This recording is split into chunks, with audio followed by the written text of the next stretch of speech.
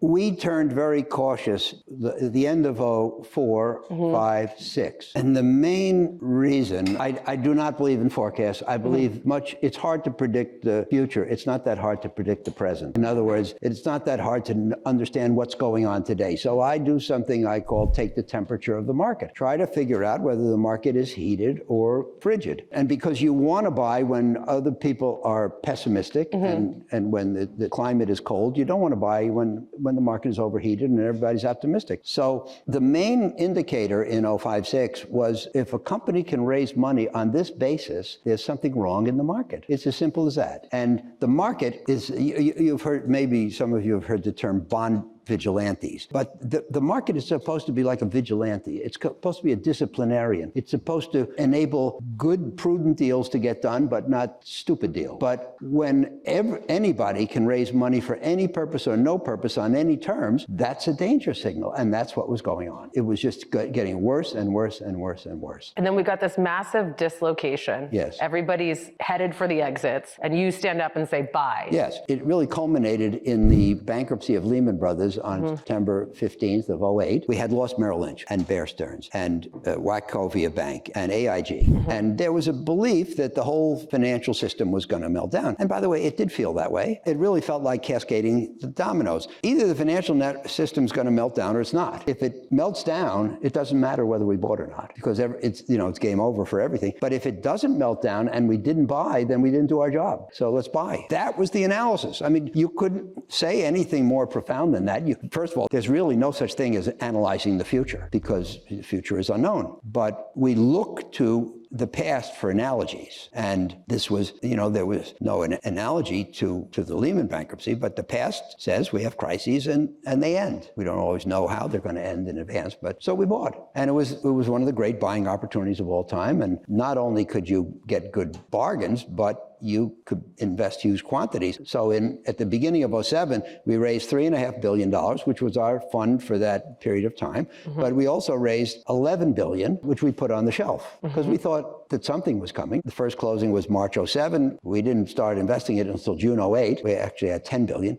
to spend. So we were able to spend it. I want to pivot to talk about another cycle. And you had talked about history can be a guide. And you have a quote I've heard you repeat a lot, which is that history doesn't repeat, but it often rhymes, from Mark Twain. So I want to talk about the tech bubble. So in January 2000, you wrote a memo called bubble.com. Technology can change the world and not generate a profit. Eventually, these companies need to make money. Valuation matters, all that good stuff. You have said that memo, when you wrote, got very wide receptance. And you've been doing it for 10 years, but you became an overnight success on that. Why is that? Well, I never had any response in the prior 10 years. None? Zero. Nobody even told me they got it. But of course, this was, no, I mean it, but this was the days before the internet. So I mailed them out to a few hundred clients and they weren't passed around virally like they became. You have to have something new because if you only have old stuff, steel, paper, and chemicals, the history is too well defined and the limitations are too well understood. But if you have something new, that gives flight to the imagination. And you can say, well, this is something that's going to make everybody rich. And you alluded before to the fact that, so what they said in 98 and 99 was the internet will change the world. And so by definition, any web grocer is worth infinity. Well, guess what? The internet certainly changed the world, but most of those companies didn't survive because they didn't make money and they had bad business models. And what that memo really pointed out more than anything else was how bad the business models was. And they sold on,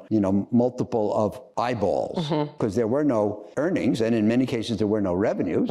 But, so if you have 50,000 eyeballs a day, it's worth such and such. But anyway, you have to have something new. So it could be a SPAC, SaaS, could be, pardon the expression, Bitcoin. There's no history to look at. So it's easy to weave a narrative and there are no historic valuations to limit you and so forth. You went on to do a career where you lent money to bad companies. Yes. People thought were bad. And you made a lot of money doing that. Yes. So tell us what that experience was like. Well, I was asked to start a high yield bond fund in 1978, which was really the beginning of that world. And Mike Milken had this idea that even a crappy company should be able to raise money. But you see, prior to 77, 78, it was impossible to do a bond financing for a company rated rated below investment grade. Mike's idea was that even a crap company should be able to raise money in the bond market if it's willing to pay enough interest to compensate for the risk. And that's what happened. Now I'm investing in the worst public companies in America, according to the ratings,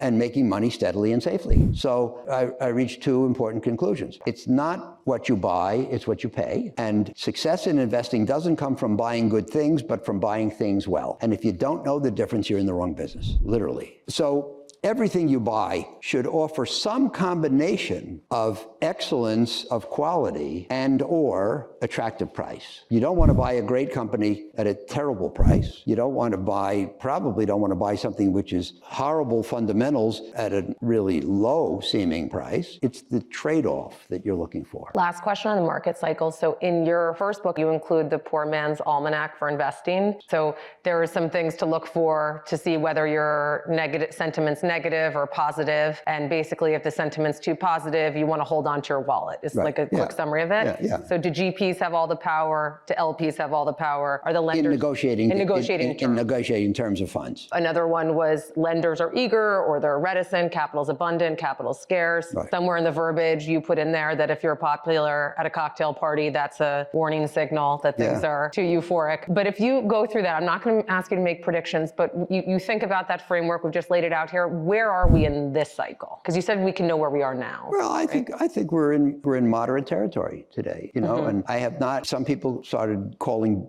bubble 2 years ago, June of 20. I haven't called bubble at all. I think things are high, but not crazy. And I think that valuations have always been reasonable relative to interest rates. It happens that interest rates couldn't stay as low as they were. Valuations have proved to be vulnerable, but I just don't think it's crazy. And now I think that the events of the last 6 months have taken, the bloom off the rose, that most of the excesses have been driven out. So, I think reasonable. In thinking about coming here this morning, and you mentioned that I had more correct forecasts than I admit. But the truth is, they weren't forecasts. They were just observations of current conditions. But nevertheless, when I was working on the book about market cycles with my son, Andrew, who is a very good professional investor, I said to him, Andrew, I think when I look back, I do admit, I said, I think most of my market calls have been correct. He says, yeah, Dad, that's because you did it 5 times in 50 years. It was a very profound thing, he said, because 5, 6, 7, whatever it is, times in my career, prices were either here or here. And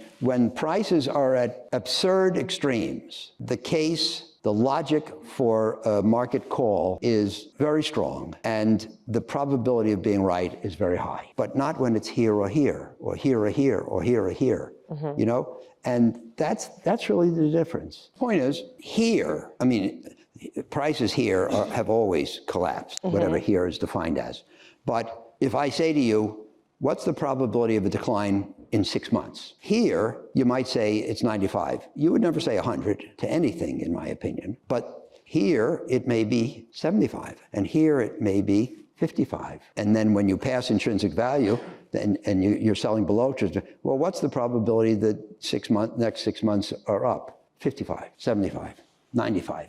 So, one of the biggest mistakes you can make is to think that overpriced and going down tomorrow are synonymous. Markets that are overpriced often keep going. And, Keynes said it best of anybody. He said markets can remain irrational longer than you can remain solvent. And so somebody who bets that a market which is irrational a market is too high, we say that's irrational. Somebody who bets heavily that means it's going down tomorrow could lose his shirt or her shirt, because markets often are overpriced and become more overpriced and more overpriced and more overpriced and more overpriced. That's why we have words like rising market, bull market, bubble. And if it were true that every overpriced market reverts and becomes fairly priced, then we would never get a bubble, because they would stop going up here. But sometimes they go to here and sometimes they go to here. When they get here, the call is pretty safe, especially if you add the word eventually. So what that means is as long as you realize that nothing is sure to happen in this business, every irrationality can be exceeded. That means that you should try to bulletproof your affairs so that It may be likely to happen, but you want to be able to last long enough so that you're around when it happens. I want to talk a little bit about emotion for a second. And you've said that you need to either be unemotional or act like you are. And I wanted to go actually back to a story you talked about before, which is that were you scared when you and Bruce were putting the capital to work? How did you, or if not, how did you keep yourself from being emotional? Well, first let me say, if you think about the norm, what happens? Things are going well, the economy's performing well, companies are reporting good earnings, stock prices are rising, everybody's optimistic. And the longer this goes on, people become more and more and more positive, and until they buy here. And when they run out of money, then things turn around. Then eventually the economy weakens, then the corporate profits aren't so good, and prices start going down, and people start losing hope. And as this continues, they get more and more depressed and more panicky, and they start fearing further losses until they sell out down here. In other words, they tend to buy more here and sell more here, which is the opposite of what we all should do. My mother said, Howie, buy low, sell high.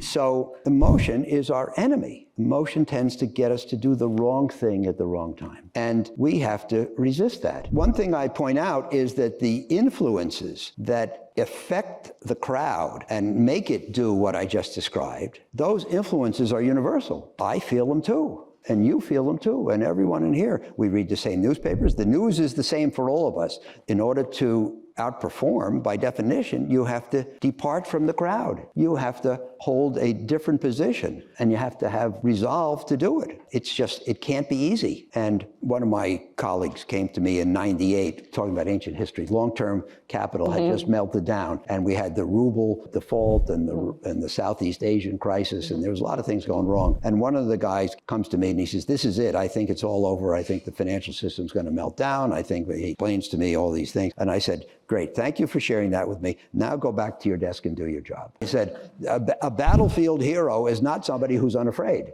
It's somebody who's afraid, but he does it anyway. I mean, if you're in scary circumstances, to be unafraid, you kind of have to be a nut. But the key is, can you be afraid and do your job anyway? Dave Swenson, who for 35 years ran the endowment at Yale and did a bang-up job. And he wrote a book called Pioneering Portfolio Management, I think it was in '98 or '9. And he said that successful investing requires the adoption of uncomfortably idiosyncratic positions. Everybody has the same influences. Everybody thinks pretty much the same. Everybody anoints the same winners and criticizes the same losers. And obviously, tomorrow's winners are usually found on the pile of today's losers, not on today's pile of today's winners. But to prospect in today's pile of losers, the things that everybody else are junk, you have to be idiosyncratic. You have to take on idiosyncratic positions. It's a rare person who can do that and not feel some discomfort. So I think that those two words, uncomfortably idiosyncratic, tell a huge part of the story. But you have to do it. You have to, when Lehman goes under, you have to buy.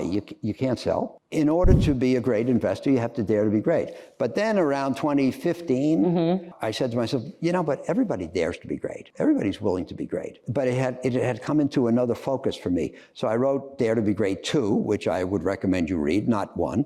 And I said, in order to be a great investor, you have to dare to be different, as I just explained. You have to be willing to do some things that are unpopular and by definition will look crazy to others. You have to dare to be wrong, because I think the goal in investing for professionals is to be above average. Investing is a funny business. It's really easy to be average. You just buy an index fund. It's really hard to be above average. But if you want to be above average, everything you do in the interest of being above average exposes you to the risk of being below average. You overweight certain stocks.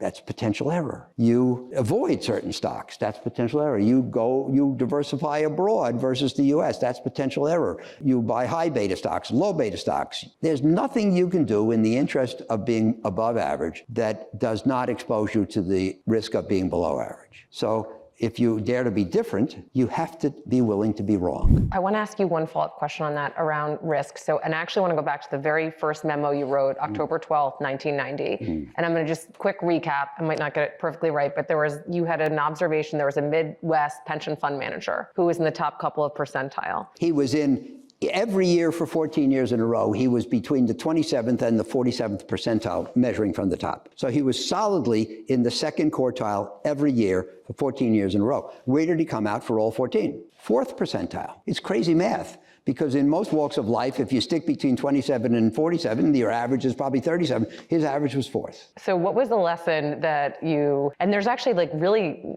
not really any other industry I can think of where you get around median over a long enough time and you're top. Right. So what lesson do you take from that? And then the reason I wrote the memo, what made me write that first memo, was the juxtaposition to some guy in New York who was running an investment management firm that had a horrible year because they were a value firm and they bet heavily on the banks, which did terribly. And so he comes out and he says, if you want to be in the top 5% of money managers, you have to be willing to be in the bottom 5. And my reaction was, I like the first guy better.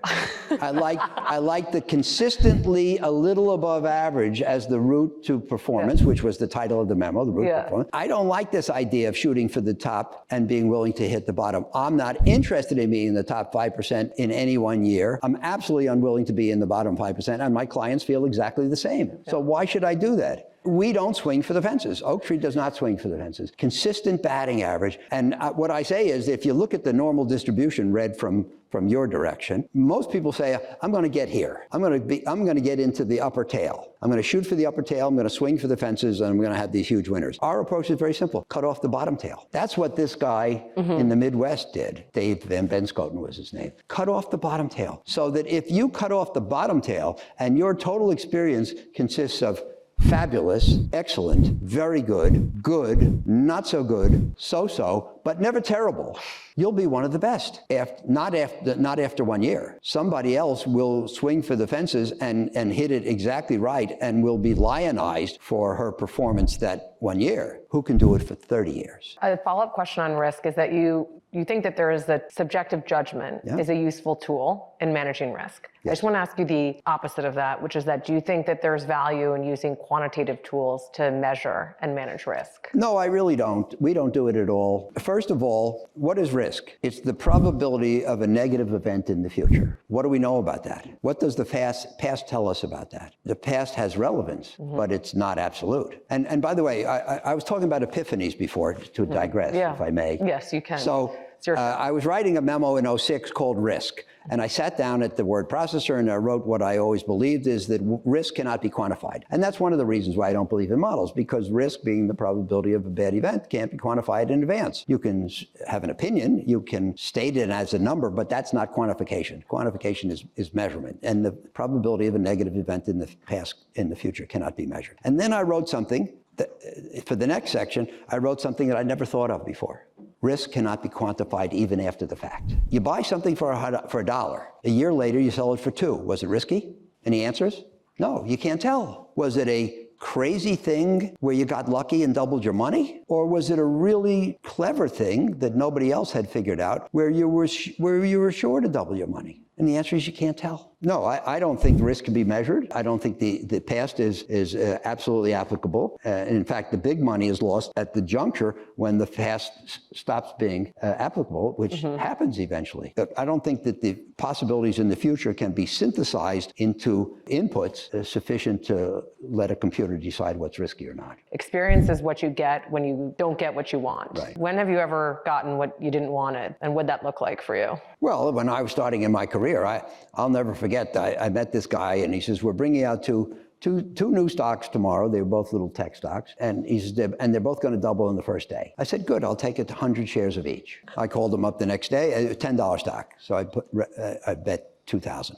So I called him the next day. I said, what happened? He says, yeah, they both doubled. I said, good, sell one. He said, what do you mean? They're going to the moon. I said, sell one and I'll take my money out and we'll let the other ride. So I sold one. The other one, $40, $60, $80, $100, stopped trading. And there was something crooked. And when it reopened at 25 or something, so I learned that there are no sure things. One of the important parts of being an investor is to be a skeptic. If somebody comes to you and says, I've been managing money for 25 years, I've made 11% a year, I've never had a down month. Your job is to say, that's too good to be true, Mr. Madoff. But very few people did. And so I learned the importance of skepticism. And the great thing in life is to learn your lessons inexpensively, as I did. And one thing that might help someone with that is humility, which is something you're a big fan of. Yes. And that's a key cornerstone of our investment culture here. Yeah, good. It's all about humility. You have to, Dirty Harry said a man has to know his limitations. Mark Twain said, when you know something for certain, you can get into big trouble. It's absolutely the truth. Nothing in our business is certain, and anybody who's certain is really missing the point. So, and we say something similar to how you say it, which is that we always have to know what we don't know. Yeah. And when you and I had that prep call, we competed with each other about how much we knew that we didn't know. But, I wrote 2 memos in the middle of 20, in the middle of the pandemic, in probably June of 20, called Uncertainty and Uncertainty 2, talking about the importance of how uncertain things are, the importance of acknowledging that, especially to yourself. We have to be honest with ourselves. And there's something called intellectual humility, which I think is extremely important. You know what that means, intellectual humility? Very simple. The other person could be right. And if you go into a discussion and say, with the belief that the other person could be right, you're going to have a much more productive discussion. Do you think, just one last question for you on humility, something we've talked about is sometimes it's harder to be humble when you're losing, actually. When you're winning, you can just be humble and it looks very gracious, but when things are working against you, sometimes it can be more difficult. No, I think it's hard for most people to be humble. At any time. Because they have these defenses that require them to overlook their flaws and their limitations. If you look at human endeavor, I believe strongly that success carries within itself the seeds of failure, and failure carries the seeds of success. What do you learn from success? I can do it. I can do it again. It's easy. I can do it in other fields. I can do it with more money. I can do it alone. It was me. It wasn't the team. And these are horrible lessons. So I think that success teaches terrible lessons because it plays to our egos. And I think you learn more from your failures, and hopefully you learn humility. One last question on this is that how do you balance that, the importance of knowing there's incompleteness of knowledge with the fact that ultimately you have to make some decisions because you're managing people's money? All these things are about balance. If you assume you know nothing, you can't function. If you think you know everything, you're going to get in trouble. You have to strike a balance, and hopefully it's an appropriate balance. Think about confidence. If you're an investor, if you don't have confidence, then every time you buy something, if it goes down, you're going to sell it because you're afraid it's going to go down more, and you're going to be an abject failure. You have to have confidence. You have to, if you buy something, it goes down, you have to reassess your thesis, and if it's intact, you have to buy more, or you can't be great. But on the other hand, if you have hubris and you feel you can't possibly be wrong, and every time something goes down, you blindly double down, then you're probably going to get into trouble and maybe be asked to leave the industry. So you have to have this balance: confidence, but not overconfidence; humility, but not over-humility. Pushing on this concept of knowing what you don't know. So we have a lot more data now, by definition, than ever in the history of the world. And on one argument, you could say, then that's going to help us know more things because we can prosecute this data and come to conclusions that we couldn't have otherwise done. On the other side, something we say on our team sometimes is a T.S. Eliot quote: where is the wisdom that's lost in knowledge? Where is the knowledge lost in information? Right. Where do you fall out on that? We have more data, and we have more tools for analyzing the data. But my son and his wife and family came to live with us for the first 3 months of the pandemic, March, April, May of 20. And then he contributed, but I wrote a memo in January of 21 called Something of Value about that experience because it was a great value for us to live together at that time. But he pointed out something very valuable. And Andrew made the point that readily available quantitative information about the present can't help you be superior as an investor, or it's not sufficient to be superior. You have to work with that stuff. You have to understand it and process it, but it's not enough because everybody else has it readily available, and it's quantitative, so everybody can process it. And it's about the present, so there's no conjecture, no uncertainty, no vagary. So readily available quantitative information about the present cannot hold the secret to being a superior investor. It has to be something else. And what could those things be? You have to do a better job of understanding the import of those data You have to do a better job of evaluating the qualitative, the quality of the CEO, the quality of the product, the likelihood that the company will be able to follow a successful product with another successful product, quality of the accounting, whatever it might be. Or you have to be better at understanding the future. So I wrote a memo called Investing Without People, in which I talked about what will happen with AI and so forth, and machine learning and so forth. And it'll profoundly change our business, and it'll put the hacks out of business. But I don't think that it will replace the best investors. I said in the memo, I don't think that a computer can meet 5 executives and figure out which one's the next Steve Jobs. I don't think it can look at 5 business plans and figure out which is the next Amazon. These are subjective judgments about the future, not based on past data. How's the computer going to get the information to make these decisions? Now, what computers do is they handle a lot of data, they handle it fast, they don't make mistakes, they don't make computational mistakes, and they don't make emotional mistakes. So that's a pretty good list. That'll put a lot of people out of business in the investment business, but it will not, in my opinion, enable a computer to be the Warren Buffett of its day, shall we say.